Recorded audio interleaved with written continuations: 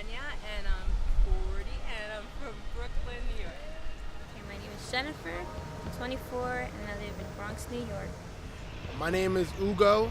I'm 23 years old and I live in the Bronx, New York City. My name is Andrew, and I live in Jersey City, New Jersey. My name is Gio. I'm 33 and I live in Nutley, New Jersey. Where I've always wanted to go is Brazil. I've always seen pictures of Rio de Janeiro, sexy beaches, warm sun. I can vision myself with a sexy drink, a place where beautiful people are, where I can just indulge in every fantasy that I've ever. My ideal vacation would probably be to go to Egypt. And what make it ideal is if I'm going with either a significant other or like a big group of my friends. Okay, Yeah. okay. So you said Egypt. What's so special about Egypt? I love the culture in Egypt. I took an art history class, and I was looking at the pyramids and the history behind it, and I just was really into it. You know what I mean? I've always wanted to just go there and just like look at the pyramids up close and the Sphinx, and to know that something was created so long ago and still stands there, it fascinates me very much. There's so much history behind it, and I would like to see it up close and personal. Personally, I would probably go to Southeast Asia, maybe Cambodia or Laos, somewhere that is as far away from modern society as possible. Well, I have two different types of ideal vacations. One vacation, I just want to veg out. Perfect scenario, maybe a city in Mexico, Cancun, all-inclusive resort with some free drinks and a beautiful beach and possibly a great pool. Second vacation would be backpacking through Southeast Asia, venturing out, finding new things to see, and just learning about the culture.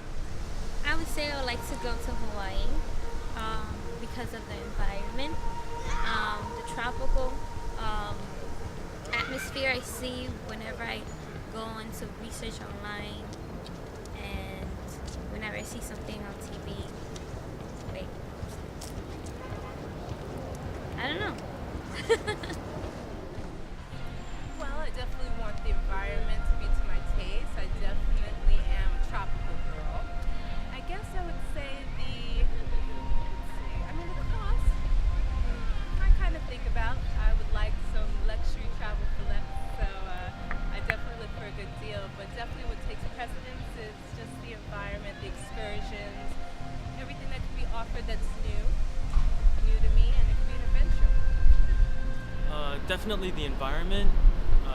Environment meaning the location, the kind of people, and definitely a rich culture. I think for me, a vacation should be very experiential. I want to understand the people of the place, how they interact with their environment,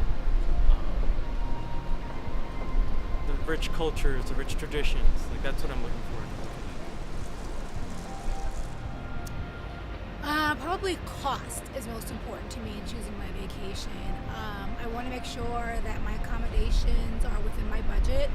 I also want to make sure that in addition to my accommodations being in my budget, they also fit exactly what it is that I'm looking for in addition to the cost, the comfortability level.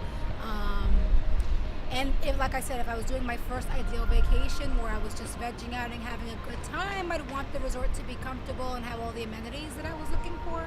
If I was backpacking through Southeast Asia, then a hostel would probably be beneficial for my effective amount of money that I want to spend in terms of budget. I think it's the sights, you know what I mean? Like I can easily go to like a tropical island place, but I mean if there's nothing to it besides that, then I don't really see a point in going. I like to go to places that have sights to see, you know, constructions, buildings, paintings, churches, all that stuff, you know. Stateside, I prefer to drive. I like seeing the countryside. Of course, if you're going overseas, living in the United States, you don't really have a choice. You have to fly somewhere. Okay. So you said when you go stateside, you prefer to drive. Is there any reason why? I like to see the landscapes. You know, I like to walk around. You know, take stops, see the kind of people that are living, whether it's good or bad. and I like to take a lot of photography, so I like to see, like the area. I don't like being stuck in a plane for 5 hours. You said when you go overseas, you fly, you really don't have a choice. So you never considered riding the boat? Dude, I'm not gonna spend 3 months on the boat going across overseas. I have flown, I drive, I do a combination of all, one or the other. I'm not afraid of that. Some people feel it takes away from their travel package. However, if you are able to get a good package that will allow you to do more for your money and get the most bang for your buck, I don't think there's anything wrong with taking a train or driving or taking an extra day to fly into a port if you're taking a cruise.